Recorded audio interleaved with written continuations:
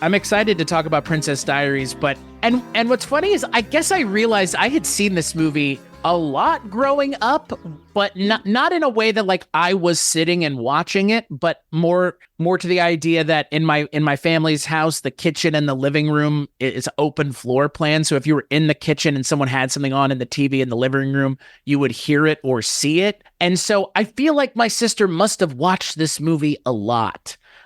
Because there are parts of this movie that I distinctly remember, and as I rewatched it for the episode, I was like, "Oh my God, I remember so much more of this than I really remembered," like, or even anticipating. Because I don't know, like this movie came out when I was 11. I'm 34 now, so that's a long time. It's been at least 20 years since I've seen this movie, so it's a pretty long time. It's been a long time since I've seen it, and I realized as I was watching it that when I would think of this movie, I would be thinking of things perhaps that happened in the second one and not in the first one. It was so interesting as we went through it. So yeah. Yeah, I worked on this movie. I was at Disney when this movie came out, and I was in marketing. So I created the website for this movie. That's amazing. Wow. See if it's still out there. It is gone. I looked on the Wayback Machine didn't archive it. Well, because all of those websites at the time, everybody was building websites in Flash because that was what you built to make them look flashy, and that was the standard for movie websites. And they're almost all gone now because they just don't hold up to updates because nobody uses Flash anymore. It's kind of a shame that the age of the movie website has gone away too, because I remember plenty of movie websites that had all kinds of wild shit, like games you could play, Easter egg type stuff, and like now it's like, nah, we don't care. Like, and it's not that I don't care, but I think they're much more interested in spending money elsewhere. I guess like paying influencers to show up at things. I guess that's the kind of replace the website is just the social media of it all. Yeah, the website is the social media, and it was interesting to be there when MySpace was definitely had become the power player in the space social media wise, but Facebook had just, when I was leaving, Facebook was basically taking over and was about to kill MySpace. So like 2007, 2008. Yeah. So I never really visited the websites for movies or TV shows when that was a thing. I just didn't, for whatever reason. I guess I just figured they were still out there, that there still were pages set up for things. And I mentioned I just finished rewatching Shogun, and apparently there is a website with all sorts of great content that I have yet to visit. But still, supposedly it exists. But they still typically do stuff for franchise. Like there's StarWars.com, and they become when they move to franchises. Like one of the last big jobs I did was for DreamWorks on Dragons 2 to create the Dragons franchise site. And I was sort of brought in because they were moving to a franchise model and had not done that before. And so we built a site to last for, basically they wanted to last for 3 years. I said, you can't promise 3 years in the internet, but I can give you 2 for sure. And it was around, it may still be around, actually. It was around for a long time. And that model was used for some of their other Trolls and things like that in the early days. I don't know that it's still up. Because again, that was Dragons 2 time. So it's a long time in the world of digital media. I just pulled up the Shogun website. It's on the FX Networks site. It's, I guess, a subset of that, and it's got all kinds of stuff here that I may spend some time, if not today, then tomorrow, diving deep into, because I'm obsessed, I have to admit. It just completely took over my life for a few weeks, and certainly over the weekend. I think it's been like a month almost, because last time I talked to you, you were talking about it. Well, they were dropping it one episode a week, and it began airing end of February, and they just aired the final episode last week. And it's for me a a perfect example of why I like the weekly release as opposed to the big drop, because my life would have stopped if all 10 episodes were out there, and I had other things to do. I wasn't at a time when I really could have my life stop so I could watch this like I wanted to. But you don't have time to think about it, absorb, and all that other kind of stuff that you do when it's a weekly thing for something like this in particular, with the richness that it has. So anyway, I love that I had to give 8 hours of my life immediately to Fallout on Amazon Prime because they just dropped all 8 episodes. No, I'm with you. I think that like, even to just talk about like the way you advertise things, like it's to bring it back like kind of towards the movie, we're talking about the idea of dropping something all at once and then not being able to capitalize on the advertising for 8 weeks is kind of insane, because like we've kind of already alluded to, they don't really make movie websites anymore. But for the longest time, for like a decade, that was the premier way to advertise your movie or your TV show or whatever is sort of project you were working on in this space. And now I think everything is exactly that. It's like fx.com, and then you can go to the page. So it all feels of a piece. It's not its own thing anymore. And so much is now on social. So the instead of trying to get people to a destination site, because you lose on every click, right? Right. If you're trying to get people somewhere, every click you lose half your people. You just do it because people are busy. So, when now you can look up showtimes too. I mean, buying tickets and showtimes and all that stuff is super easy to do now. If the internet was working, correctly, it should be super easy to do. It used to be super easy to do about 5 years ago. But it just is a different time. But it was such an interesting time to be at Disney, to be in digital marketing, which was then called internet marketing. But had many names. It was like new media. But it was the time where you were, you spent a good portion of your day building decks to prove that advertising on the internet and spending money on the internet was valuable and was important. And the Princess Diaries was such an interesting time for Disney, because it was back when they made very charming live action films that were in kind of an old school way, and they did a lot of them, and were very successful with it. These were not super expensive films, but they almost all did very well. Yeah, Susan, you brought us all, but you beat me to it. Hell of a transition. Because on this episode of the Kulturecast, if you've clicked on it, you know that we're talking about the Princess Diaries, but you may not know who these two are. This is Sharon and Susan from 80s TV Ladies. Hi, this is Sharon. And this is Susan. Now it sounds like an ad for your show. It almost sounds like an ad for your... I've heard that ad before. I almost said, welcome to 80s TV. I was waiting for it. I was like, she's just going to go there. Before we talk about Princess Diaries, if the listeners of this show, for some reason, haven't found y'all's show, what would they find on 80s TV Ladies if they were to go looking? At 80s TV Ladies, we look back at female-driven television shows from the 1980s from a modern feminist perspective. We do also sometimes cover the 70s and 90s, and we have on a lot of guests, and sometimes it's just Sharon and I talking and giving you information about the films, or mostly our opinion about the TV shows that we watched and how they look now. And but we also have amazing guests on from these shows, either in front of or behind the camera, and modern television makers talking about the shows that inspired them. The first season we covered Scarecrow and Mrs. King, Remington Steele, and Cagney and Lacey. Second season, it was It's a Living, otherwise known as Making a Living.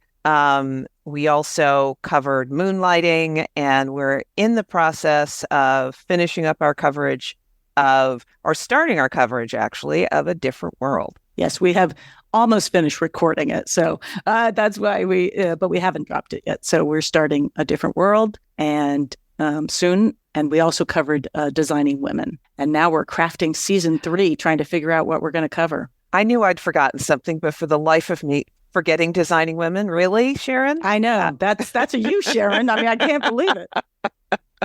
So I was actually looking through where I take my notes, and last night, and I came upon the notes from the first time you and I talked about 80s TV ladies 3 years ago now, almost. And it was crazy because I was like, oh my God, like look at how much of this was there even then. So I'm always very proud of y'all's show and where, being nominated for awards and such.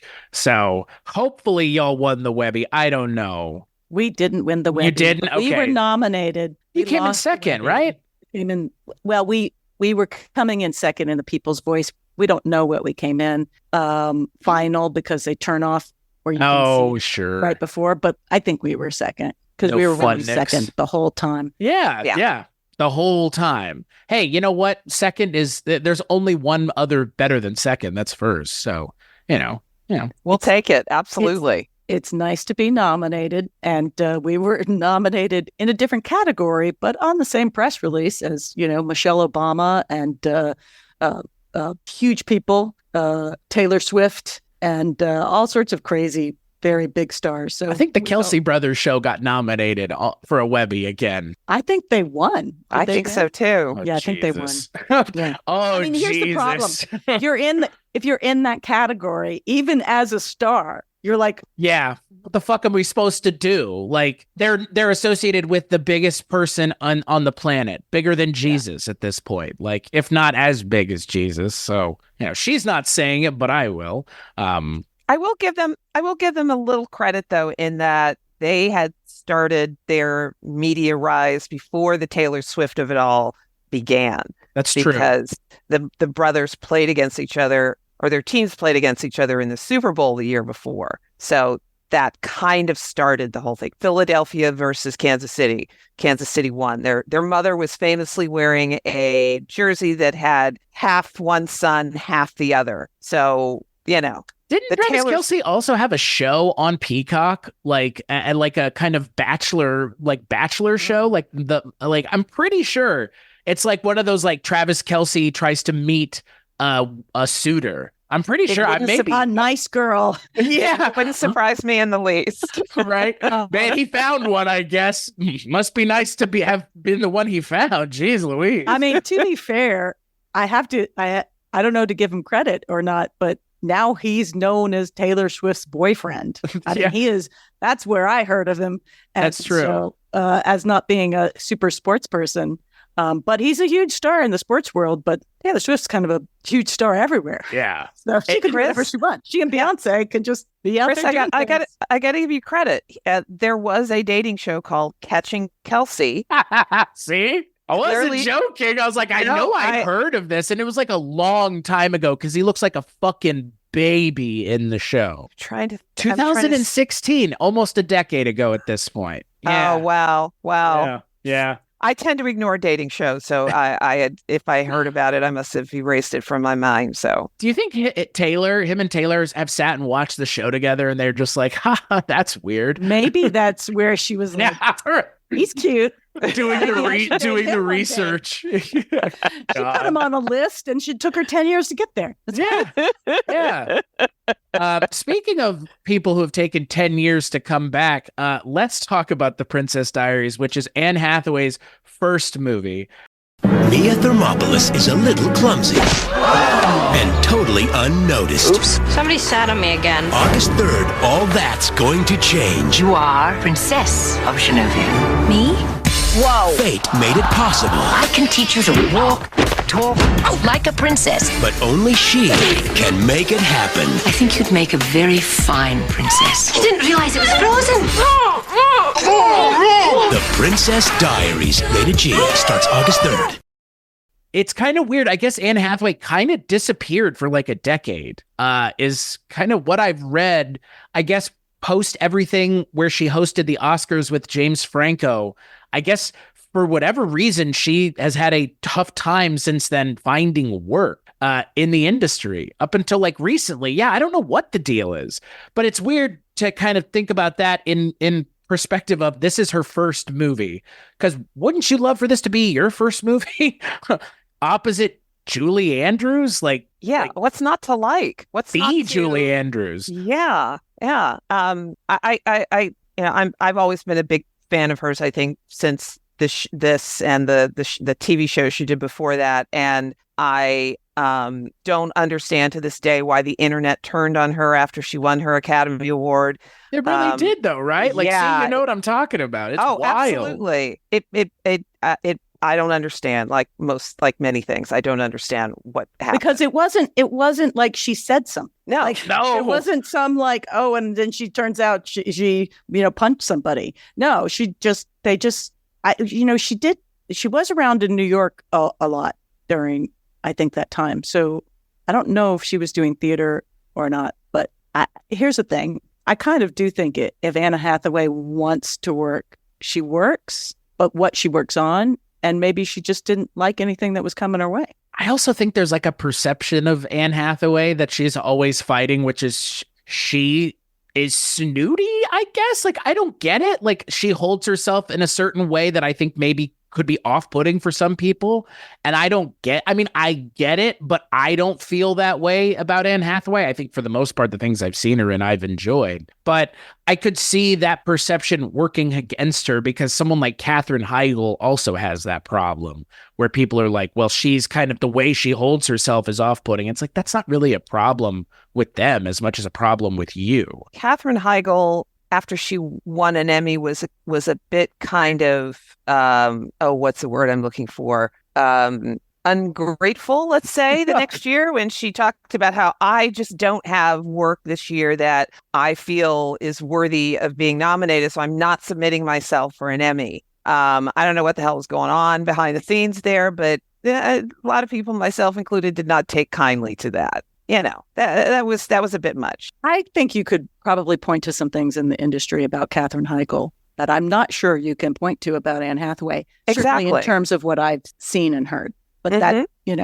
And what I'm getting at is I think it's unfair to associate the two because I don't think Anne Hathaway's really done anything. Like the internet turned on Lin-Manuel Miranda too. Like they seemingly have no kind of internal locus of control when it comes to who they attack. At some point, they just kind of go and they don't stop. So here's the thing. She did some really interesting work that's weird. Like she did this film called Colossal in 2016 that is insane. Is that the one where she like controls the like kaiju? Yes. Yeah. Who does that except for somebody who's like, I want to do something interesting and can't. I'm going to challenge that maybe, again, she didn't just want to play a princess for a while. Now she does because she's like, well, we've all been, it's been a while. I want to get back to work and I'd like to get a big paycheck. She's so delightful. Such a debut. And, we talked, we've interviewed, but haven't aired the Marsha Ross, the casting director for the Princess Diaries and a ton of Disney stuff, because she was also in casting in the 80s. So she talked about, she was really known for finding pretty amazing talent. And this was one of the big gets for her because it was such a successful launch of a person who held her own against Julie Andrews. And clearly, there was a lot of a lot of comparisons to Julia Roberts because the director was Garry Marshall. And so, which I think was kind of unfair, although she does have sort of this ridiculous smile that also young Julia Roberts has, or now Julia Roberts has. It's pretty interesting to rewatch this movie because I have not watched it since it came out, and I watched it in pieces when I was working on it.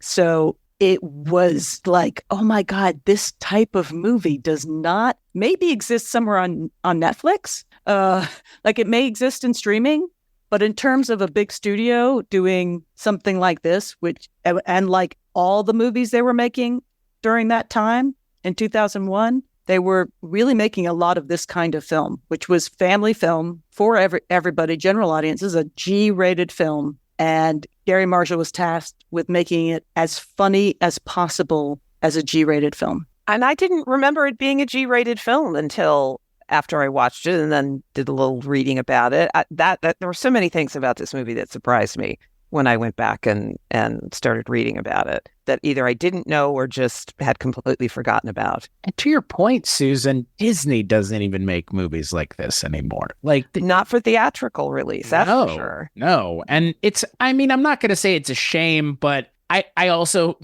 don't, I'm not going to say that I don't know this movie deserved to be in theaters, but if this movie had come out when streaming was a thing, it might have just gone on to streaming too. That's the thing that's hard to know, given how much the model has changed, given how much change there is with how people consume media. I don't know if this had come out on streaming, if it would have a bigger audience than it got in theaters, but that's the thing. This movie was immensely successful, not just in terms of critically, but in terms of launching Anne Hathaway's career, kind of showing a new generation of people, Julie Andrews, which I'm assuming then led people to watch Mary Poppins again, and probably The Sound of Music and so many other things. But the movie, it being a success the way it is, like you said, Susan, it just doesn't happen this way anymore, because these kinds of movies don't get a studio putting any amount of push behind it. They'll just go, it's a comedy, put it on streaming. And I think because of the subject matter, it's about a teenage girl, and because it's G-rated, I think that there's almost no chance that this goes into theaters in today's climate. It would definitely go straight to streaming and hopefully be really successful. But I can't imagine that any studio would put the money behind that they'd need to put behind something like this to get people to go see it in a theater. And what's interesting, and because we actually have talked about this, and I'm trying to remember the context. Oh, the Princess Switch films. So these are on Netflix. It's a franchise. I really hadn't heard of it, but it's basically the streaming version of the Princess Diaries, except that they're twins. So it's also Parent Trap meets the Princess Diaries. And it's Vanessa Hudgens. And they're hugely successful. They were Netflix's really, in some ways, first franchise. And there's 3 of them. Is that right? Yeah. I think so. There sure are. Good Lord. Oh, my Lord. You really haven't heard of them, but I'm telling you, there's one of Netflix's most successful original movies. Is it like a Hallmark movie type thing? I mean, like elevated a little bit more because it has Vanessa Hudgens in it and it's on Netflix. It's sort of, which, in theory, Bridgerton's kind of a Hallmark kind of. I was going to say, isn't that very well produced? Definitely not G-rated. Yes, and definitely not G-rated. That's true. Whereas the Princess Switch are, I imagine, PG-rated, no more than PG-rated. It's insane to me that this movie has a G rating. Like, a G rating is not easy to get. Like, it's not easy. It's actually pretty hard to get for a live action movie in the early 2000s, right? I can't imagine. It's weird to me. Like, it's weird that it's a G rated movie, a live action G rated movie that came out in 2001. Like, I thought G rated is normally solely for animated stuff. But even then, Shrek is PG, I'm pretty sure. Well, but Shrek, I think that was a big deal that Shrek was PG. It was one of the early PG animated films. Like, it was like people were upset because that was when people cared about, I don't know, what they showed their kids. But here's the thing. Again, I have to go back to, I was like, what movies was I working on during this time? Okay, this is what came out from Disney and their various, like, through Miramax or Touchstone. Spy Kids, live action kids film. I think that was PG-13. Spy Kids is PG. I mean, I'm sorry, PG. Okay. Yeah, I'm pretty sure it's PG. Yeah. Bridget Jones's Diary. Definitely not G-rated. But a live action, like, medium budget film, right? Yeah. Pearl Harbor, Giant Bruckheimer, right? And I'm sort of skipping some of the lesser known ones. Atlantis was their big, The Lost Empire was a big animation. Crazy Beautiful. This was Kirsten Dunst and Jay Hernandez. And it was basically this sort of tortured romance, young romance. Again, it was a weird film for Disney to release, even under the Touchstone label. It was more of an indie movie. And then The Princess Diaries. The Others was released on Dimension, which is Miramax, so that doesn't really count. But here's the other thing. That same year, they released Bubble Boy. Huh. John Travolta? No. Well, the Gyllenhaal remake. It's the Gyllenhaal comedy inspired by The Boy in the Plastic Bubble. but I know the writers of this movie, and it was insane that this movie got picked up and made because it's so goofy, and it's actually now a musical because those writers are also musical theater writers.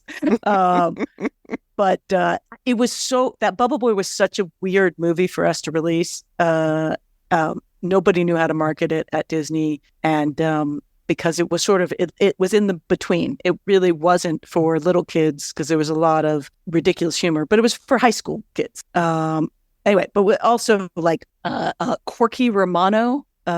We just talked about that movie on an episode of The Shabby Detective because it has Peter Falk in it, and I low-key love that movie. Chris Kattan was originally supposed to be in Bubble Boy, and that role went to Jake Gyllenhaal instead, which totally makes sense if you think about Bubble Boy, because Chris Kattan would have a little old for the role, not such a boy, but a man, but yeah. Yeah, that would have been a very different movie. Monsters Inc.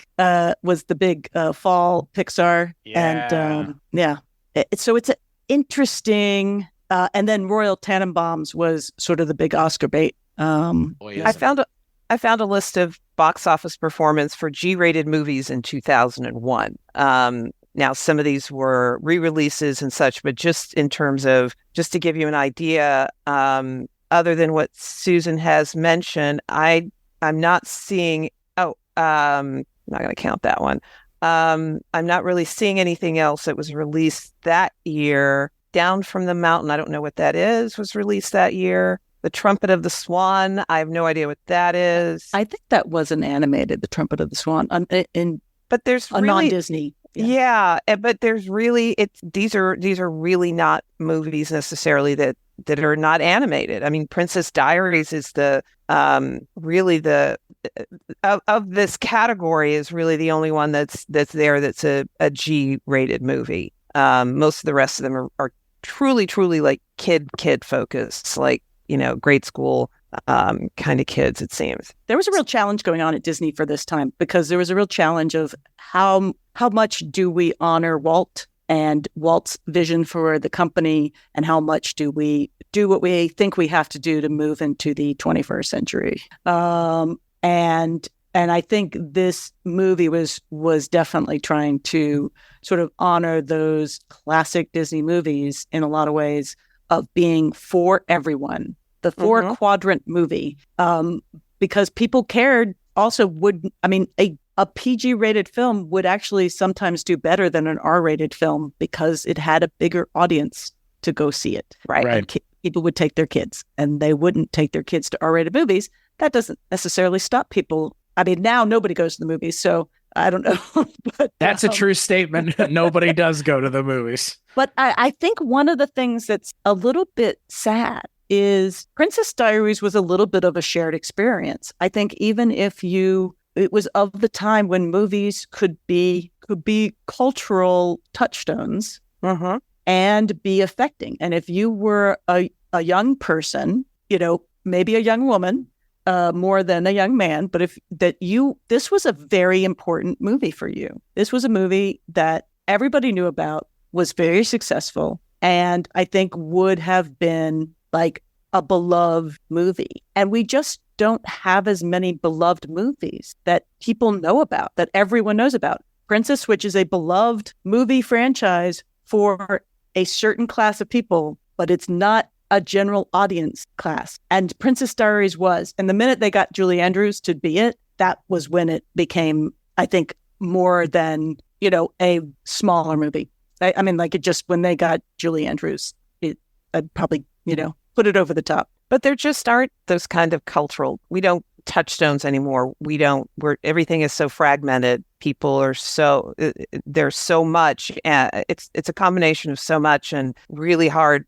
The quantity making it so much harder for something to pierce through and become something that everybody not only is aware of, but has seen. It takes something like, the Taylor Swift concert movie or something like that. And Barbie, I think, that we talked about was, so it's interesting because I swear there are parents who are showing Princess Diaries to their kids. I believe it. Why wouldn't And they? I don't know what these kids are going to show to their kid. The Princess Diaries. I think, I genuinely, like, I went and saw The Mummy from 1999 last week in the movie theaters. That movie came out when I was 9 years old. The people that were in the theater were people around my age because it clearly made an impact on them when it was my age. And this is the same. I see this to be the same kind of movie for a certain group of people that are going to have kids, if they haven't already, that are going to then show it to their kids. Because they don't make these kinds of movies anymore. You said it yourself, Susan. They just don't. And if they do, they make it on streaming. But when the pipe was only one pipe for the longest time, and now it's like 1 million pipes, not everybody's going to stand in front of the same pipe to get water is kind of what it feels like. And like you alluded to, Sharon, given how much it's been split now, people can literally not watch anything new that comes out in theaters, but still watch new things everywhere else and still watch a whole host of new things. It's just, I'm not going to theaters to see the new stuff because plenty of new stuff comes out every week on Hulu, Peacock, Netflix, HBO Max. They've gotten to the point where they have to release something new every week to compete with people going to the movies or thinking about going to the movies. Oh, instead of going to the movies on a Friday night, we can stay in and watch a 3-hour-long Netflix documentary. Okay, let's do that instead. That's the competition now. I mean, I watched this on Disney Plus. I watched this the way they probably wanted me to watch it, which is on streaming. But I wouldn't be surprised if this gets a theatrical release, a re-release, given Disney has been doing all kinds of other things. And, you know, what's funny is for a lot of people, The Princess Diaries is probably the Disney movie that they remember as a kid. But the one that I remember is actually The Parent Trap from 98. Which with Lindsay Lohan, the Lindsay Lohan one? Yep. Which this movie doesn't exist without that movie being successful. Because that movie kind of sparked this idea of let's go back to making kind of old school live action movies. And The Princess Diaries, it feels like it is kind of a remake of something else. It's not. It's based off of a book, but it does kind of feel like, oh, how is it that Disney hasn't told this story already at some point? The company known for having princesses is part of their whole shtick as Disney is Disney princesses. So yeah, it kind of just works part and parcel with what Disney kind of is, I think, now for a lot of people. Yeah, the whole idea of just this average girl doesn't know that she's an actual princess. It's Harry Potter, right? Like it's also, you know, but even better because there are tiaras involved here. And it's Julie Andrews. Exactly. And it's Julie Andrews. I mean, she had sort of she was still in stuff, but she had sort of semi-retired. Yeah, she had. And because she had some voice issues. And so I think it was a big deal for them to get her back. And I have to say, this was also a film I got to meet Garry Marshall on. I was on the set of The Princess Diaries and talking with Garry Marshall and his son, who was working on the film as well. And he was amazing, super nice guy, great interview. I was interviewing him, we're behind the scenes stuff. And I did not meet Anne Hathaway. She wasn't there. And I was on the set when Julie Andrews was there, but I did not meet her. I wasn't on the set when she was shooting. She was coming in to look at things, I guess. I don't know. But she was there in the stage. That was about as close as I got. But from all indications, Garry Marshall seems to have been one of those people who believed that you needed to have a good time if you were making a movie. What's the point otherwise? You get to make a movie. I unlike you, I've never met him, but I have read and heard many stories about what joy there was on his sets, you know, primarily. So, it's such a fun movie. It really is. I was really happy to go back and rewatch it. And we haven't really talked about the movie. Not yet. Not yet. I'm curious, Chris, what you thought of it on a rewatch. I think it's interesting. I mean, look, I maybe to kind of your point from before, Susan, what are people, that have kids now? What are their kids going to show their kids? I do wonder if something like this would play for that audience of, or if it would even play for an audience of like, people in their like early teens right now. I do feel like the movie for me has aged perfectly fine. I don't know for people significantly younger than me read that as like 10 to not 10, but 20 years younger than me. So people kind of in middle school and high school right now, probably in that range. I don't know if they would even care about watching movies, let alone this one, because I think part of the reason people don't go to movies is because kids in high school aren't telling their parents, I want to go see a movie on Friday, or I want to go to the movies with my friends. I just don't think that's part of it anymore. So in terms of how I feel it's aged and kind of where it lands for me, I still think this movie works like fucking gangbusters. I think that Julie Andrews is fantastic. If you told me that this wasn't Anne Hathaway's first role, I wouldn't believe you anyways. She doesn't seem like someone who's never done this before. And I know it wasn't that she'd never done it before, but at the level she's doing it in this movie, she had never done it before. And that is, again, there are so many people that, their first movie, nobody wants to talk about it. Don't talk about Attack of the Killer Tomatoes 2, which George Clooney was in. Like, let's not talk about those movies. Let's talk about the things I'm in now. Can you imagine this being your first thing? Like, of course you want to fucking talk about it. You're probably, and I know it's kind of the truth, Anne Hathaway's continually being pestered about a third one of these movies, still, to this day. Recently, I think as recently as 2022, they were like, it might still happen. It's like, who is that movie for in 2025, 26, 27, were it to ever come out? People my age. But I think the thing that would be smart if they were to make something else would be to obviously, you would have it be Anne Hathaway's daughter in the movie or something to that effect, so you can kind of bridge the gap. And I think, to your point, Susan, about Barbie, making it something like Barbie where we can try to bring as many people in as possible, because there are groups of people who have seen this movie that are disparate from one another, that if you found a way to kind of bridge the gap, you might get more out of this, I would say, film franchise, but there are two of the movies. You would get more out of it in the long term as opposed to just, oh, it's these two movies. I'm sure they'll do something, but I think the reason they're even contemplating is because this movie is so successful and still works. It feels like this could have been an animated Disney movie, really. Like just the way the story is being told and the way I think it's the quintessential Disney princess story, frankly. In terms of the way I interpret the story and where we're supposed to be, if you have it be a normal person, again, you've alluded to the Harry Potterness of it all, a normal person finding out that they're not, in fact, as normal as they appear, that is, again, like there's something so universal about it that there was no way this movie wasn't going to work. I don't even think Disney expected it to work as well as it did, because it made a lot of money, and Anne Hathaway and Julie Andrews are both very successful, not just because of how good they are, but because of how successful this movie was. Absolutely. And the whole cast, I'm going to say, is pretty phenomenal. Yeah. I mean, it's got all the great Garry Marshall people, Héctor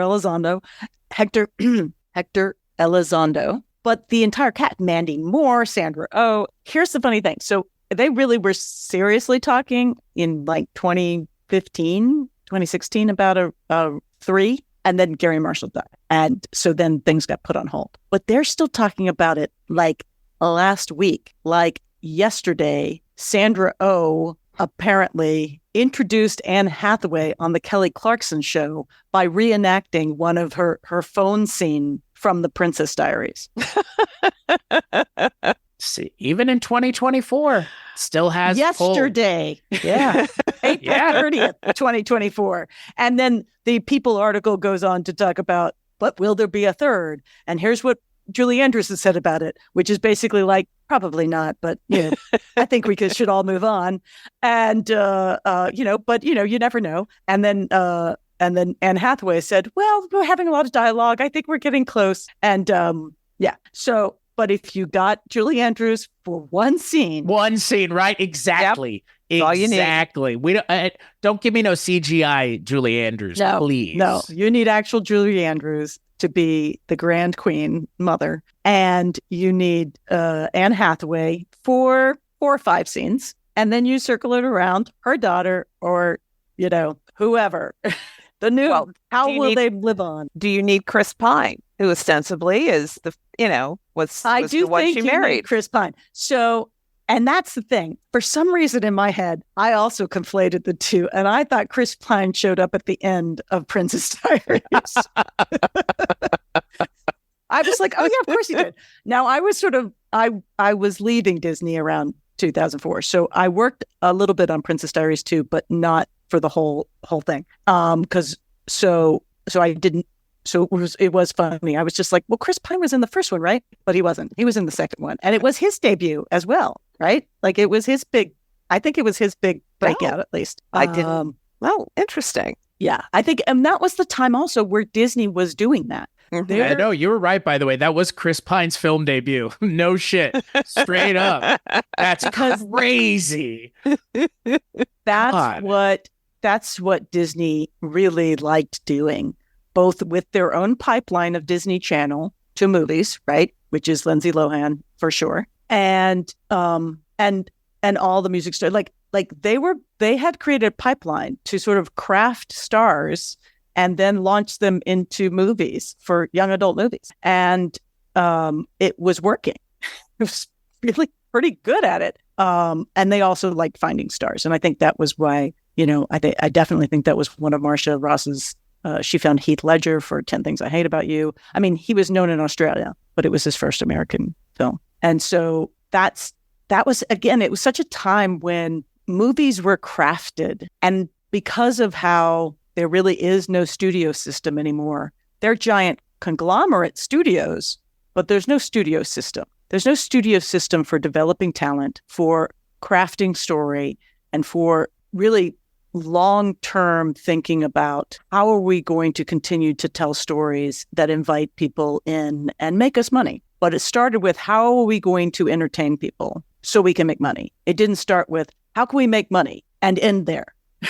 And that's where I think it starts and ends now. And you can do that, and you can sometimes make cool stuff, but it's not the goal anymore. The goal of those corporations, it's not. Their goal is to just make more money. And if they can do it by, cutting some line of code, they'll do that. And if they can do it by just raising the price, till people stop subscribing, they'll do that. And they'll do that before they go, maybe we should make some really, really, really good content and think about what we're going to make now and 3 years from now. I mean, Marvel is sort of, and Disney is sort of doing it, but they're sort of kind of killing their golden gooses, and so it's weird to feel nostalgic for the time that I was at Disney. Because at the time I was like, oh, there's Disney stuff. Yeah. I was already pretty cynical, and I loved some of the stuff we worked on. And I thought it was very charming. But I also felt like that Disney cared too much about chasing box office. And that was a joke. I was there when we were the first studio to ever cross $1 billion in annual box office. For the whole studio? The whole studio release. We were the first studio to do that, I believe, with Pirates, the Year of Pirates. And it came out. It was a big, banner headline on Variety. Oh my God, Disney had $1 billion movie year. How quaint. How quaint. How quaint, really. And I should have seen the writing on the wall when the next day we had a big meeting and they're like, congratulations, that's great. We have to beat it. Yeah. They didn't even like, oh, maybe we'll get a cake. We didn't get a cake. They just were like, no. It was almost like, what have we done? Because we now have the to bar, feed this. and you will never not feed it. Yeah. Anyway, but back to the Princess Diaries. Here's what I will say. On my rewatch, it was longer than I thought it was going to be. Yeah, it's almost 2 hours long. It took a long time to get started. You would not have that much time now in a movie. A lot of that character stuff, because there's just not a lot happening in the first 25 minutes of that movie. You're setting her up character. And again, it's all charming. She's afraid of speaking. She's, very dorky. She's got very bushy eyebrows. So of course, the only time Anne Hathaway would ever be called dorky in her entire. It's almost like when Anne Hathaway transforms on screen, she transformed permanently. You know what I mean? Yeah. Oh yeah. Yeah. There's never, once that hair gets straightened, we never ever see her have to straighten it again. Right. It's just like that for the rest of her life. Yeah. But I don't know. And yet it's very, very charming. But there's so many goofy things in this, like Fat Louie, the cat. I've forgotten how much screen time and a plot point Fat Louie gets. I'd forgotten Fat Louie even existed. There are at least 11 reaction shots of the cat in this movie. And I think there's more because I only started counting after I began to notice it. Now, I hear what you're saying, though, about the amount of time that they took with the setup. I hadn't really pinged on it, I guess, because I was just enjoying it, I guess. But it's not the way that storytelling is done on screen now. You get maybe 5 minutes and then, you're off to whatever is happening next. People are I kind of liked wallowing in some of that and really getting to know her and getting to know her world. So I hadn't really thought about it that way, but I appreciated it. Appreciated the time they took. Well, and I think it's because it's Anne Hathaway that it works so well, because she's just so charming on her own, effortlessly charming, be it as kind of the dorky version of herself or then the version, more towards the end of the film. But it's not that I don't think this movie would have worked with anybody else, but if you in doing the research, come across some of the other names, including the initial name that the role was offered to, which was Juliette Lewis, who was almost 30 at the time that this movie would have come out, would not have worked. I mean, it honestly barely works with Anne Hathaway. Once she's no longer dorky looking, she looks like more of an adult than anybody else does at that school.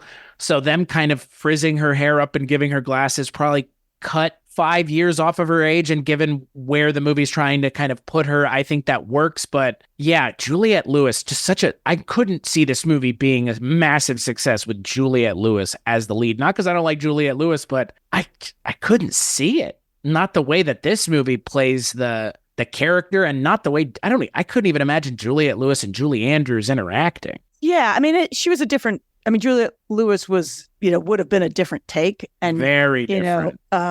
And she would have been pretty old for this part. Yeah. Anne Hathaway is almost too old for the part, really. Yeah. Like, she's is she meant to be 16, 17? Well, she says 15. She doesn't have her license. Okay. Well, she's 19 in real life. I was also surprised that the movie isn't like, oh, she's a senior in high school and she's finding this out. I was like, no, she's meant to be like a kid. And it's like, Anne Hathaway doesn't look like a kid the moment those glasses come off and her hair is straight. And she actually looks just like the way she looks now. Like, Anne Hathaway has aged immensely well for someone who's in the industry, obviously, but she doesn't look the age of the character at all. But I think it kind of just works because, again, Anne Hathaway just is too charming to let anything else be the focus. Because in her performance, she brings out that 15-year-old energy, that 15-year-oldness that makes you believe that this is a 15-year-old girl that's still finding her way and trying to figure out who find herself in all of this. I will say, though, that I had to just sort of let go of my feelings about how she didn't know about this. She seemed to know something about her father, that he existed, but apparently didn't know that he was a prince of some sort. Didn't know her grandma was queen either. Like, what the fuck? For real, movie? It was, but I was like, okay, I'm just gonna, because I'd forgotten how they had set all this up, because they sort of seemed to gloss over the whole, we kept this from you, but we're all good now, right? But which, as you do in a movie like this, you can't really think about those kinds of things too long. Classic Disney parent trapping is what we call it. Anne Hathaway doesn't talk about all the therapy she has to go to because her mom lied to her entire life. Is that what you're saying? There's none of that here. Oh, I forgive you, Mom, because we're rich now, right? And I have a father who sends me gifts on my birthday, but has never visited me ever. Is that how it works to be in charge of a country? You're not allowed to leave? Or you can't take 2 weeks. Yeah. Or told me who he was, or that he's overrunning a country. Nobody thought that. Yeah. Again, I just said, let it go. It's fine. This is a fairy tale. This is not anything remotely real. So move on. It's Cinderella. So, And again, I just want to point out that The Parent Trap is about two people who divorce, and they each take a child, one of the twins, and never see each other or their other child again. This was before the internet, Susan. They didn't know how to get a hold of each other. You know, once someone leaves your life and the internet doesn't exist, you can't find them anymore, right? Isn't that how it works? No? Which oddly enough makes more sense to me than what happened in this movie in terms of her father, because at least she knew he existed, but again, didn't show up. But I'm not saying Parent Trap makes sense in that regard, but it makes more sense. I mean, what's funny is, and I think I've brought it up before when we've done an episode, but have either of you seen Halloween Town? It's a Disney Channel original movie from the mid-90s. Have not. So I've seen it. In Halloween Town, it's similar to the setup here where the family and the woman who's their mom is the normal one, and the father was the son of Debbie Reynolds. Debbie Reynolds. Right. So it's that thing of, well, Debbie Reynolds lives in Halloween Town and we don't realize that she's coming to the real world to spend time with us, and we've never asked why it only happens on Halloween once a year. It's like this movie tries to thread that needle and being like, well, he's your dad, but he's not here, but we can't really explain why he's not here, but he's just dead now too. Like, on top of everything else, the Disney of it all, of course, the dad has to be dead. And I love that there's a moment where they hang a lantern on. It's like, Heather Matarazzo goes, get over your dad being dead. It's been 2 months. Like, it's only been 2 months and they're acting this way. Like, for fuck's sake. Talk about parts of the movie that didn't age well. That was just like, get over it. Your dad's been dead for 2 months. Holy shit. And that's her best friend. Yeah. Well, yeah. I mean, And then, the best friend, it's a very challenging role because there must be a scene missing where she's ignoring her best friend. Right. Her best friend to be so incredibly mean when she shows up looking clearly beautiful and then awful. And then you kind of get later at the end of the scene that she hasn't been telling her what's going on. But we don't see the part where her best friend is missing her. And we see it later. But in that fight where her best friend is really awful, like terrible to her, like Mean Girl level. Yeah. And even worse, because that's your best friend. That you're like, what is happening? And I there must have been other shots or a scene where the character who I'm blanking on, Lily, I feel like Lily got cut out of there were probably other Lily scenes. Well, I would assume she doesn't come back for the second one because she does. Oh, for the whole movie? Yeah. Oh, okay. Because I mean, I know she's there in the second one, and again, I don't know that I've ever seen the second one. I have seen the second one relatively recently. I don't remember the circumstances, but I want to say like within the last few years. But she is definitely back in 2. She just doesn't. In this movie, it's such a bizarre character to write that way because you're not endearing her to the audience by treating the main character like garbage. In a scene where that character should be like, wow, you look really different. Not you look like shit. Like what the, it's so, she's such a bizarre character in the movie because she doesn't play the role of the friend the way you would expect, because if you had friends that treated you that way, I don't think they would be your friends very long. She's like gatekeeping her own friend. And that's why I think, because at the end they're resolving where she's like, I'm sorry, I haven't told you what was going on. So it really does read like a scene where there was a previous scene that got cut from the movie that was, Lily needing something from her and her being like, I gotta go. And basically hurting her, because all of that scene feels like you've let me down so much. And yet we haven't seen that. We've seen her doing this other thing. But anyway, it was a little startling because I had remembered the part of Héctor Elizondo saying, here's what you need to do, and being amazing and great and like the best, uncle, dad, security guy, driver in the world. And I just assumed it was in response to one of the mean girls being awful to her. And it was in response to her best friend being awful to her. See, it's interesting because I think when I was watching that section, I think I reacted very differently than the two of you, in that I think what was going through my mind is that Mia was keeping this from her friend, possibly because she was told to and she couldn't tell anybody. And at least that was the impression that I got. And so I could certainly understand her also 15-year-old friend maybe not responding very maturely to finding out what was actually going on that supposedly her best friend had not been telling her about. I could totally understand that and see that, because when you're 15, you're not rational, you're not reasonable, you're not, your emotions are all over the place, and so I guess basically I just reacted a little differently than the two of you did to that part of it didn't the read story. as harsh as it did. No, it really didn't, because they both were. I don't know, because I think underneath it there was that connection that they had. Lily was not, one of the mean girls, and so they felt like she could be honest and say what the heck's going on in her own way. So I guess I took it as I'm thinking about it now as being an indication of how close they were, that they could just honestly say what they were thinking to each other.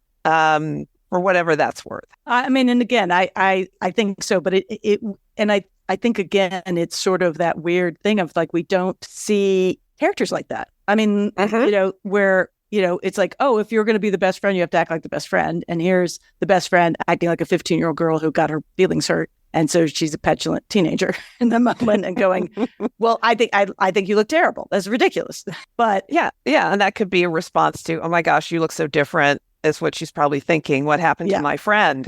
What happened to the girl that's my best friend, that this person doesn't look like her? She looks like the mean girls, And here's the part I did not remember. And when the credits first came up, I was like, what? That Whitney Houston produced this? Yes. And the second one, for that matter. Yes. Well, I mean, Shonda Rhimes wrote the second one, for God's sake. I didn't know any of this. I'm like, I was like, I totally did not know that. And I was on the movie. But nobody lets me in those meetings. They were just like, can you sell some tickets? But clearly it wasn't something that they wanted to use in terms of marketing for this movie for some strange and odd reason, perhaps. Because otherwise, I think it was at that time where she was starting to produce all kinds of things. I mean, she's she had a production company and she was producing a lot of stuff. Like, did she do she did the Cheetah Girls? The Cheetah Girls, yeah. So this clearly was something that she developed, her company developed, and then went on. But and so it was under her banner. But I don't know that she produced it the same way I think some of the ones that she starred in, because I think she was also producers on The Preacher's Wife. I think that was through her company. And that Cinderella TV movie she did as well. With Brandy. Yes. Whatever her name was. Not Raven Simone. That was Cheetah Girls. Yes. Correct. Yeah. Correct. But yeah, I didn't know or just didn't remember that Whitney Houston was involved in any way, shape, or form with this movie. That was quite a surprise. And apparently there was, I came across an article about that hit the internet a few years back since Twitter's been around, and people were also losing their minds when they realized it because they didn't know either. It just wasn't something that was really out there, which again really surprises me. Why wouldn't they have made that part of the marketing of this movie? Maybe they felt they didn't need to because they had Julie Andrews. I don't know, but it still seems a little surprising. Well, given that they go from the producers from fucking Whitney Houston. I mean, there you go. Like, does that name not carry any weight? Because it should. You would think, yeah. Well, I think because she wasn't in it, and I think if they had pushed it more, people would have assumed she was going to be in it. That's fair. And I'm curious if at some point she was supposed to be the queen. And that's what I was wondering, because again, like the movie kind of checks all the boxes, especially some. I mean, there are a couple boxes that the movie checks that I don't think it would anymore, like the Robert Schwartzman character needing to be there. Who I always look at him like, that's not Jason Schwartzman. I know it's not Jason Schwartzman, but it looks just like Jason Schwartzman. But his character kind of unnecessary. The Eric Von Detten character kind of unnecessary. I don't know if they would even be be in a version of this movie if it was done today. Where Probably not. Yeah, No. where the lead character needs to be, antagonized by a male character, but then fall into the arms of her sister's friend or brother, I guess. Yeah, which is, just so we're all clear, that is not something that any of those people would be okay with, Heather Matarazzo included. That's not how that works. She'd be, oh, great, my best friend's dating my brother. Cool. I don't think that's how that works. Like, I just out at least out of pocket. I don't know. I feel like that's kind of happened a lot in these kind of movies where you've got the brother who's sweet on the sister's best friend or whatever. That happens. I agree. I'm saying I don't think it would be a thing now. I think now if you made this movie, it would be much more of a focus on Anne Hathaway's character. And I think that they would even kind of, because that's the other thing that I think is, I wouldn't say odd about this movie, but it does kind of add a wrinkle to what I would say maybe the film's message or politics is. I think and when you were talking about it, Sharon, the way that you reacted to that scene where her friend is kind of freaking out to her appearance, I think the movie does everything in its power to avoid doing the thing that a lot of these movies do where, they took her glasses off and straightened her hair and now she has the confidence of a queen or of a princess. And I think the movie tries to and bristles at that idea being associated with this movie because I think that this movie's much better written than those kinds of movies. Like, what's the movie? It's got Freddie Prinze Jr., and it's literally that movie where it's like, I dare you to take the ugliest girl in school and turn her beautiful. And they literally just take her glasses off and do her hair. And like, that's kind of a complicated message to have because your personal appearance should not affect your confidence level or the way you feel about yourself. And I think that's a message that would be part of the movie now, but it's kind of a complicated thing in 2001 because the movie tries to step out of the way of it.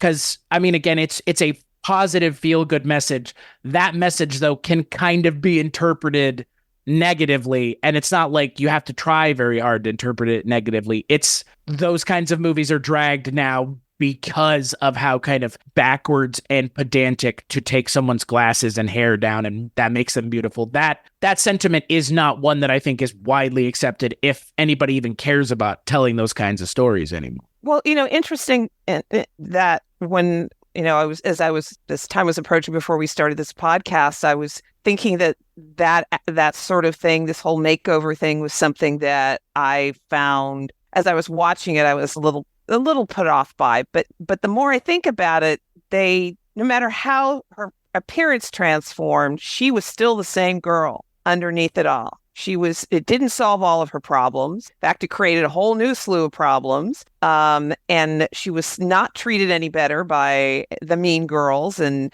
the boys weren't falling all over her. They were the one guy who she kind of had a crush on was only interested in her because he wanted to be famous. It had nothing to do with her. So I think they treated it as best they could in a movie of 2001 that was G-rated. As the more I think about it. Well, and I agree with you, Sharon. I think what's interesting too is so much of that makeover is also, we need to teach you. It's a little Eliza Doolittle, like, we've got to teach you how to be a real princess. So it's in the guise of, you need to be able to present yourself more royally, right? And I still love where she falls off the chair when she's like, you need to, like she doesn't know how to, like, on one hand, you're like, it's really beautifully done. And on the other hand, you're like, she doesn't know how to cross her legs. What? She's such a great physical comedian. She is so good in those moments and a lot of the physical stuff that they have her do. She's just so great. And the statue, I'd forgotten the statue bit, and I had forgotten, which I loved, where she breaks the finger off of the statue. And I also love the fall on the bleachers, which totally, I was like, did she hurt herself? It looked like, that didn't look intentional. Like, that looked like a genuine, like, they just caught that moment. But they used that moment in the trailer for the movie. That moment shows up everywhere in the marketing for the movie, for whatever reason. I read that was not supposed to happen, but she just kind of tripped and then just kept on going with whatever she was supposed to be saying. And they were just amazed that she was able to just continue on, just move on with it and continue on with the scene without without breaking. So yeah, Anne Hathaway's performance in this is really great. She's really great in this, especially for being so young and for it being her first movie. She was very lucky that she had, I think, Garry Marshall as her director in this, because he probably made things very easy in that way for her. And oh my God, you're acting opposite Julie Andrews. The scene with the trolley and the car, I was just like, this is great. I want to see more Julie Andrews. Yeah, it still was a little bit weird that she was illegally driving a car. Again, on one, you're like, okay, well, she's with an adult, but that adult doesn't have a license and she doesn't have her license on her, but that's still okay. But then when she's like, oh, my big plan is to get to the ball in the rain in my car that barely works and doesn't have a top, and I'm not legally allowed to drive by myself. I'm like, there is public transportation, and she does have a scooter. Like, When she literally crashes into public transportation. I think what's funny is that scene, it plays really well, but you could see that not playing well at all in a similar kind of movie played a different angle, because again, it's like, oh, look at, I like, that's the thing. I think because it's Julie Andrews, this movie has aged so well that none of the things that could be off-putting in a day and age where people theoretically like this, doing things theoretically like the things that she does in the scene, would be like, oh, don't you know who I am? Kind of scenario that would be realistic. But Julie Andrews just plays it so perfectly that it doesn't matter. And that's probably, I think, for me, the thing that I appreciated the most about this movie is the story kind of being what it is, of like, oh, this, let's just say it, this white girl who gets found out that she's rich and powerful, and she becomes rich and powerful. That story doesn't play well anymore for a whole host of reasons. But for this movie's benefit, you have two actors who are so effortlessly charming, it doesn't matter. When she's knighting people with a fucking umbrella, it's like, okay, fine. Like I give into this movie and the kind of fantastical fairy tale world that it created. Because it's enchanted adjacent. I mean, it's the real world, but it's not really the real world at all. Like, not in the way that the movie is kind of pretending it is. But that's okay. It's a modern day fairy tale. Yeah, it's a Garry Marshall world. Right. Yeah. It really is. And just in the way that we don't talk about how in Pretty Woman that Julie Roberts' character is basically a prostitute. Nobody talks about that. It's just charming. Yeah. Not even basically. She is totally a prostitute. Yeah. But don't let the movie tell you that, because it's that's not what the movie's interested in doing. And like, I only say this because a couple months ago I watched for the first time Oliver, the musical, and I was put off by it because it's a little blonde-haired, blue-eyed white kid who gets everything he wants and more. And it's like, that message does not play well anymore, like, for a whole host of reasons. But here it works because it's Julie Andrews and Anne Hathaway. It doesn't matter. It doesn't matter how kind of poorly the message may have aged. It's perfectly fine here. Because again, we live in a time of royals still. I mean, Prince Harry and Meghan Markle. Oh my God, that Prince William moment was really upsetting. You're like, oh, by the way, I think she's dead. Because I think she's dead. I think she's in a coma, by the way. Just FYI. Oh. The princess. That's over in England. Oh, interesting. That we have not seen for 5 months. Oh, wait a minute. No one has. She did a video. Yes, but they also no went one to like else there. They went to like a farmer's market and they were walking. That's not around. her. That's not her. That's not her. That has already been debunked. That is totally not her. I'm telling you. And I don't care about royals. It is so weird. Rich is so freaked out because I'm like, is that who's driving the conversation? It's Richard today. No, Royals no. Watch. No, he's appalled that I care. But I'm like, okay, now I can see it. He's like, where is this coming from? I'm like, listen, no woman should be able to disappear and not actually be seen. That's fair. For 5 months, particularly one whose job it is to be out in the world. To be Big seen. Daddy with his C is being out in the world. She cannot. I don't know why she cannot, but that video, why was he not sitting next to her? Sitting next to her. On the bench. Hello, on the bench. Here's my video. I see. I have cancer and I have support of my family, except none of them are here. Only the one child has been seen. I am very concerned. Wait, are you positing then that it is what, like a body double with like a CGI like face superimposed on top of it? It is not that hard. See, I know it's not. That's what I'm saying. Like, that's not that hard, even like that.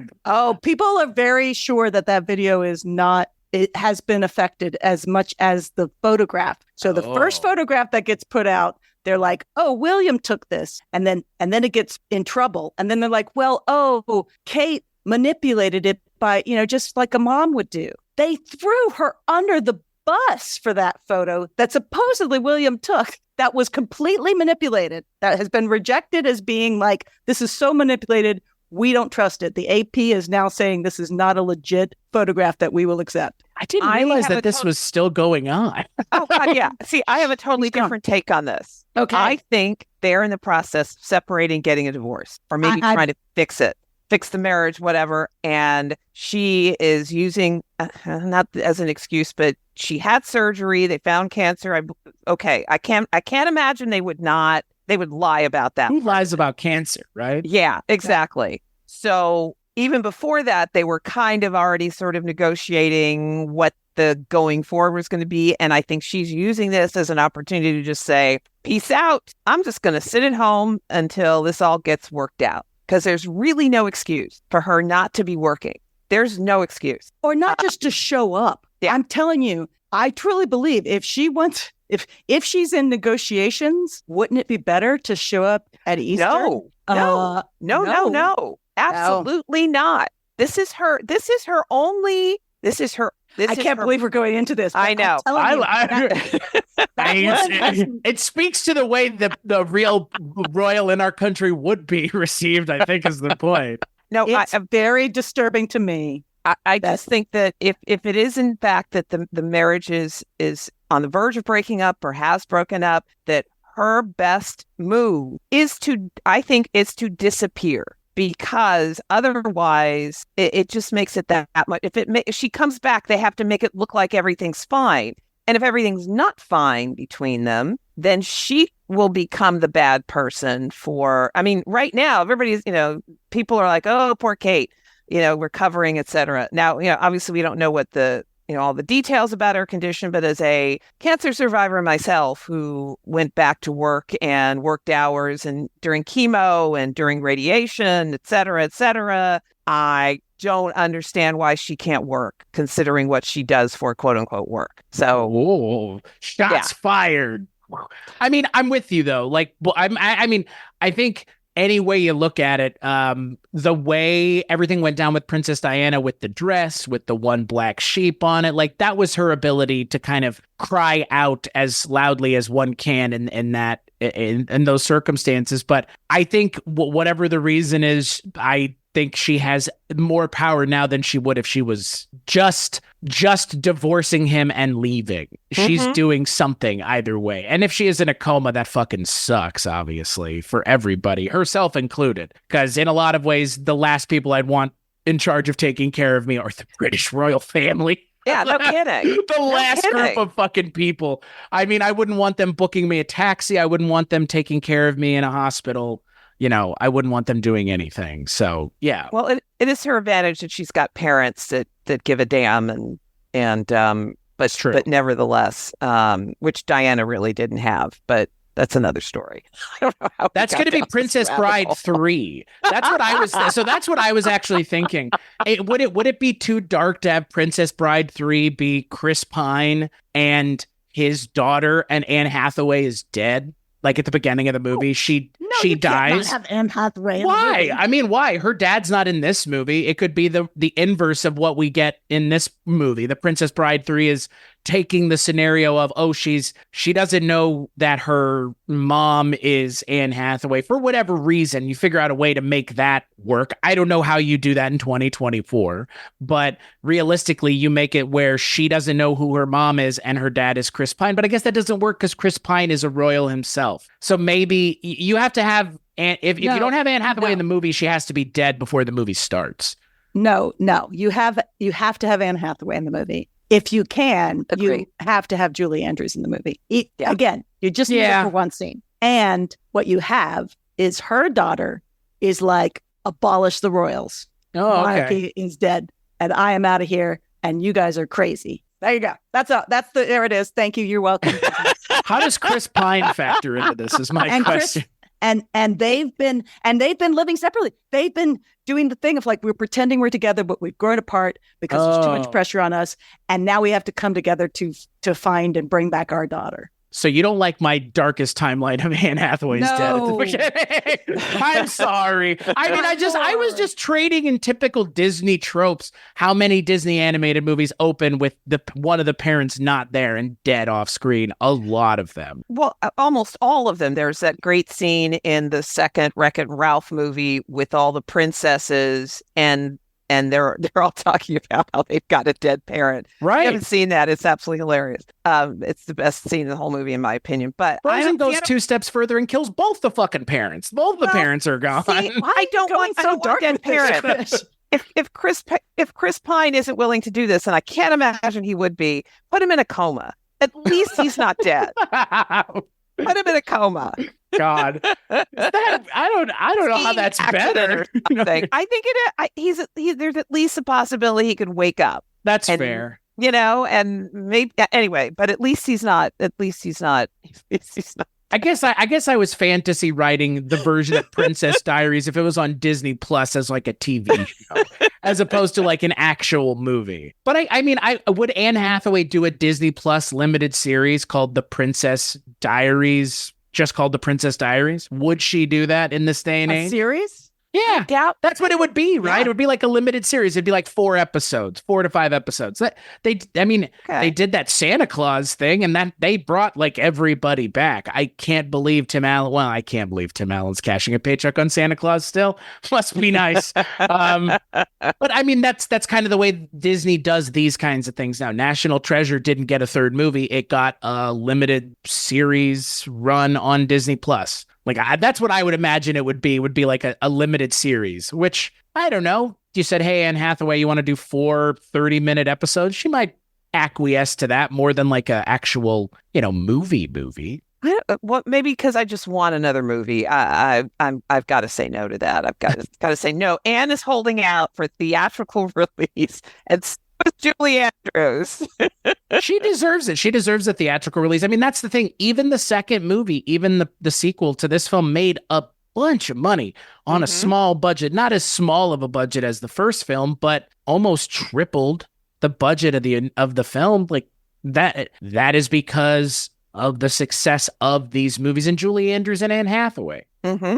Absolutely. And Shonda Rhimes, apparently. Which is crazy that Shonda Rhimes wrote the story and screenplay. So, well, before Grey's Anatomy, she also wrote a Disney movie that Britney Spears starred in that I cannot remember. Crossroads? Yes. Yeah. What a movie. Have not seen it, I have to admit. A Britney Spears vehicle film. I mean, have you seen it? It's not great. It's not okay. I mean, it's not great, but it's also not terrible. Like the thing that's kind of fucked up about it is knowing what we know now about Britney Spears, like her real life. Like the movie is just, it's just kind of sad because it's just one more like thing that she talks about in her book as like, I was doing it, but I wasn't getting to do it the way I wanted to do it. Like, but she's probably the best part of the entire movie. She's not bad. And Zoe Saldana is in that movie as well. And I think, oh wow, the chick from Orange is the New Black, the one that plays like the meth head, Taryn Manning, I think she's also like Dan Aykroyd in it. Yeah, it's not terrible. Goodness. Yeah, it's like, and again, written by Shonda Rhimes, so it can't be that bad. Like, she knows what she's doing as a screenwriter. So true. I mean, she created Grey's Anatomy and Scandal and How to Get Away. Well, like, how many things has Shonda Rhimes done at this point? She's had about a half a dozen series. A couple that didn't last that long, but yeah, she's doing all right. Good for her. Yeah. I mean, that's the thing. You bring her back to write the third one. There you go. Right? I mean, there you go. I mean, Shonda Rhimes is still kicking it. Like, she's still doing it. She's still working. I mean, that's the thing. Everybody who is in this series is still working in Hollywood. Like, even, I guess you could say Julie Andrews is retired. She's retired. Yeah. I mean, but in as much as anybody's retired, right? Like, for the right price, even Harrison Ford came back. Yeah. Harrison Ford said he didn't want to do Han Solo again, and how many times they got out of him? 2 more times. So I'm not sure that Shonda would come back, considering the antipathy that existed when she left. But you never know. Like you said, I know Netflix is paying her a boatload of money, so maybe it would take an equal boatload of money to get her to come back and do another script for Princess Bride. But I'd love to see that. Yeah, that'd be great. Well, I will say I'm not going to be surprised if a third movie ends up coming out in the next 5 years. Nor am I. Yeah. And I think it really is based on the success of this movie specifically. I mean, the sequel obviously helps, but this movie is just, it's a charming movie even now, even as we, the three of us, have kind of picked apart some of the more contrived bits that wouldn't work in 2024. It still works because it doesn't feel like it's really trying to be reality anyways. Like, would anybody in the real world of San Francisco 2001 care about some teenage royal and be like having paparazzi out the ass following them? Like, I just don't think so. But I do.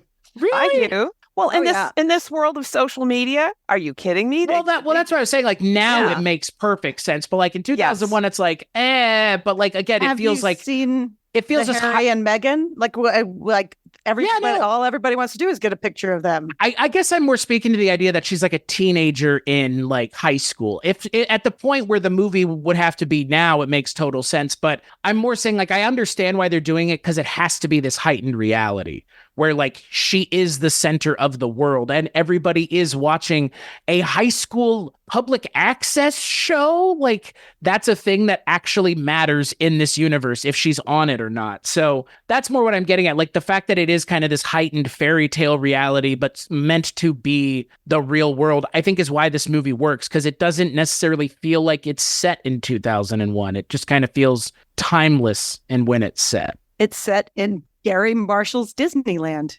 Yeah, pretty much. Garry Marshall just, I think his direction is obviously what really puts this movie over the top. Yeah. I mean, and just again, I'm just going to say Julie Andrews, Héctor Elizondo, and Anne Hathaway. Like, they're just so, each of them, super watchable. Yeah. I mean, Julie Andrews ends up having she doesn't come back and make a movie every year for the next 10 years, but this also brings her kind of back into the fold of working again in Hollywood in a substantial way. So that in and of itself, I think is pretty important as a movie, because given the amount of Julie Andrews stuff we watched, the 2 or 3 of us now, like, it's interesting to see that, she'd kind of been done doing things, but here she comes back and it's like, why did she ever leave? She's so fucking charming. Like, Jesus. I mean, we know why she left because of a number of reasons, including health reasons, but like, she didn't lose a step, I guess is my point. And what's amazing is to watch Anne Hathaway, who is not Julie Andrews, hold her own with Julie Andrews. And now we see where Anne Hathaway has gone as an actress, and it makes total sense because Anne Hathaway has won an Academy Award of her own, and she is considered to be one of Hollywood's leading ladies who she is cast in high profile stuff all the time. But if she's in your film, that kind of makes it a high profile movie because she's in it. So, and this being the start of that, it's obvious from the moment she's on screen who the people in this movie that are going to be stars going forward are. And it's like Anne Hathaway can't take your eyes off of her at all. But all the cast, I mean, delightful seeing Mandy Moore there. Sandra Oh is just having a blast. And Heather Matarazzo. I mean, again, she's super fun. I think there's some challenging scenes because she doesn't get to do much of the fun stuff. But and if I had not known that was Mandy Moore, I don't know that I would have recognized her. Yeah. So it was really great to see her. I think this was her first movie role too. But she was great. Yeah. And then they just give her a song, and then they right. That was the moment where you're like, does she sing in another profession? And I always forget how good of an actress Mandy Moore is. My wife watched This Is Us, which is a Mandy Moore show. I mean, she's really good in the show. And here it's not Mandy Moore the actress, it's Mandy Moore the singer.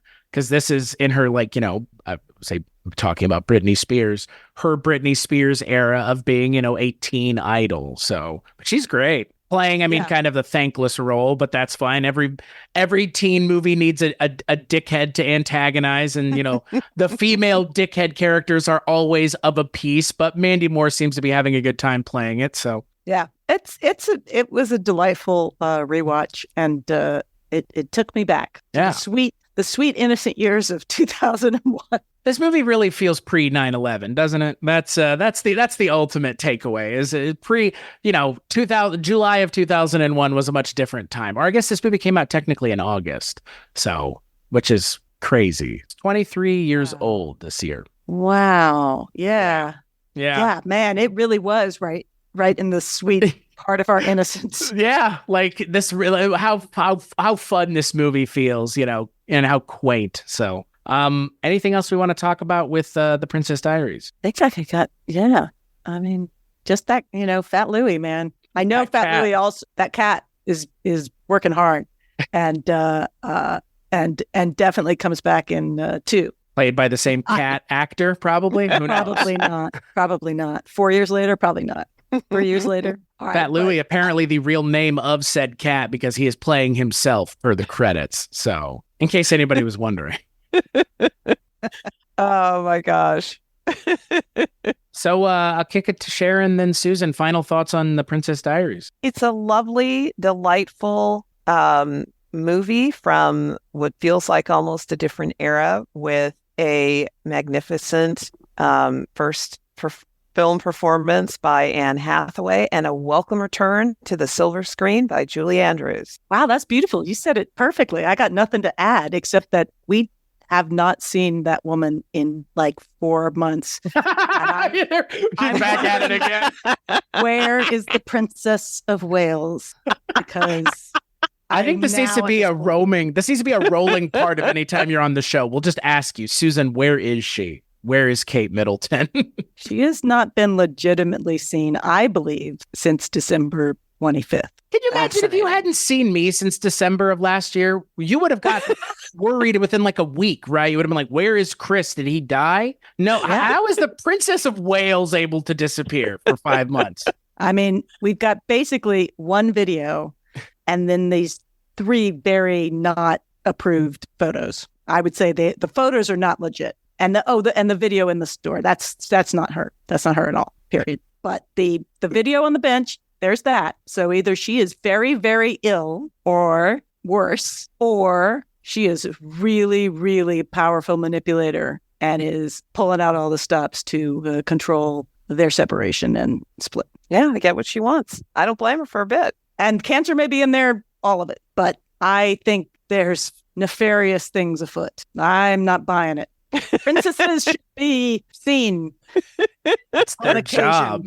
That's their job. On occasion, in person, by more than one person, by real people in the world. Not just they need to show themselves, for goodness sake. Just a little like, hey, it was just their anniversary. Like the 29th was their anniversary, and they released an unseen picture from their wedding, not a new picture of the 2 of them. Just how hard would it be? The 2 of them holding hands, looking sad because she has cancer. Wouldn't that be what a normal royals would do, or even normal people? I think it reinforces my feeling that the negotiations behind the scenes of her trying to get what she wants, what she needs out of their impending separation / divorce, or gets what she wants in agreeing to stay with him, that is still underway. Okay, I hope you're right. Maybe they're going to intense counseling, for goodness sake. I hope so. I hope that this is involving serious therapy where they are working on themselves and their marriage and taking care of their children. What if that's the plot of the Princess Diaries 3? They just take this moment, Anne Hathaway disappears, and Chris Pine's like, I don't know where she went. And it's like a national treasure type thing. They have to find her because she went missing. But then it turns out she's just been dead the whole time. Oh, God. Or in a coma. You guys said, I mean, Susan, I don't know what you're alluding to. She's either dead in a coma or hiding. But dead is one of the options, isn't it? Like you're saying it in no uncertain terms, but I'm just going to outright say it. Like I am just saying this is what I've read in the internet, mostly Twitter sphere. And I have now become concerned because this woman has not legitimately been seen for a long, long time, and no woman should be able to disappear. And apparently I am reading about this stuff in the wrong places because I have not heard or seen any speculation about that. Twitter is very either. concerned. That's probably I don't go to Twitter. I don't go to Twitter, so maybe that's the problem for me. I thought that after that video came out that the discourse was over and everybody was like, "Oh, she just has cancer." I didn't realize people were still going. Ooh, that's fun. That's fun. That's fun. It's the internet, of course, right? Ad nauseum. Some people stopped and some people just kept going.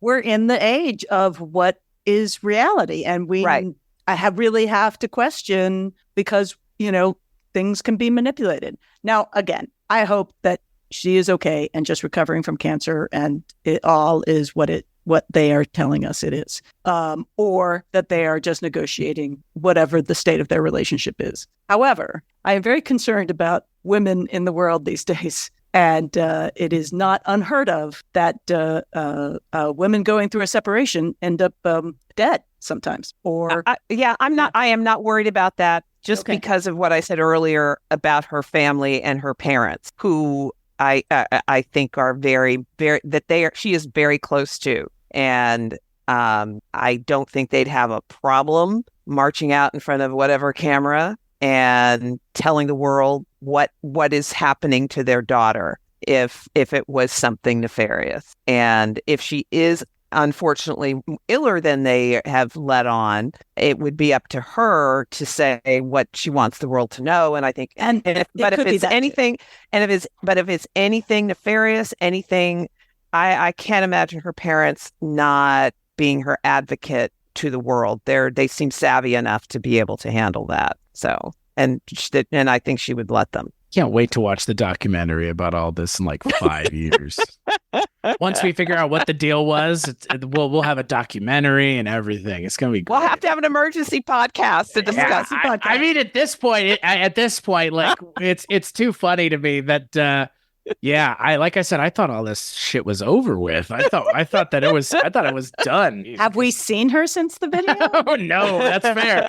That's fair. We haven't. Yep, you were right. You are correct. It has been 6 weeks or so, maybe longer. She was supposed to, be after Easter, and it's after Easter. Mm-hmm. Their anniversary would have been the perfect time for just a beautiful picture together, if that's what they're even a beautiful family picture. Yeah, you're right. Something to mark the day, and one that the news media would feel comfortable publishing, that it doesn't have some of the issues that the last photograph did. So, and why haven't they? Right? That's the question. Yeah. If it is that easy, Just take a picture. It's not that hard. Yeah. Yeah. Ain't that the truth? Yeah, boy. No, we are. We're gonna have to address this again in the future because you brought it up. Well, when the Princess Diaries 3 comes out, be like, oh, what ended up happening with Kate Middleton? Oh, they ended up replacing her with a robot. Don't you remember? I'm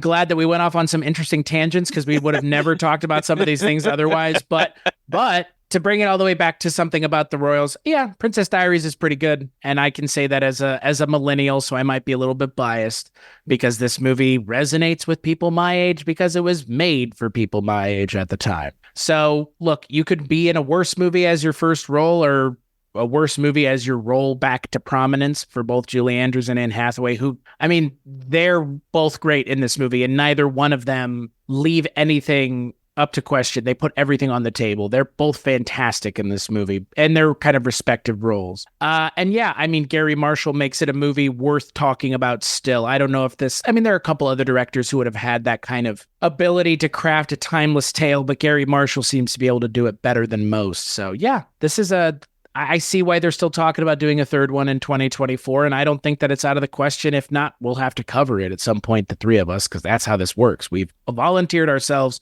to cover a third one should it happen. So until that day possibly happens, where can people find what y'all do? Our aforementioned podcast, 80s TV Ladies. You can find us. Our website is 80stvladies.com, and we're on all the social media, Facebook, Twitter, Instagram, etc. Come and check us out. We're even on TikTok now, but we only TikTok about once every week or 10 days. Yeah. Well, we might not have TikTok for that much longer anyway. So yeah. Oh, it's not going anywhere. It's not going anywhere. Somebody else maybe name will be at the top of the list, but it's not going anywhere, I don't think. Yeah, I'd be inclined to agree with you, given how much everybody seemingly. As for ourselves, Weirding Way Media is where you can find everything that I work on, or I don't work on, which includes 80s TV Ladies, the award-winning podcast, and the Projection Booth, the Feminine Critique, Twisted and Uncorked, a whole lot of things, including stuff that I work on. But you can find it at weirdingwaymedia.com, aside from one thing, which you can find at patreon.com/Kulturecast, which is the podcast Rank It on Bond, which I do with Susan's husband, the host of Richard Haddam's Paranormal Bookshelf, Richard Haddam. Ooh, see, he's got his own show now too. And the Projection Booth's Mike White. We talk about James Bond once a month, and we had y'all on for On Her Majesty's Secret Service, which is coming out, I think, in 2 months from now. So not immediately. This month is Goldfinger, which is just the three of us chatting. But yeah, you can find that at the $10 level and up on Patreon. Susan, Sharon, thank you both so much for joining me. This was fun. We went all over the place, places I did not expect, with something so innocuous as the Princess Diaries. Thank you, Chris. This has been, as always, lots of fun. So much fun. Thank you. And as always, we'll catch you on the next episode.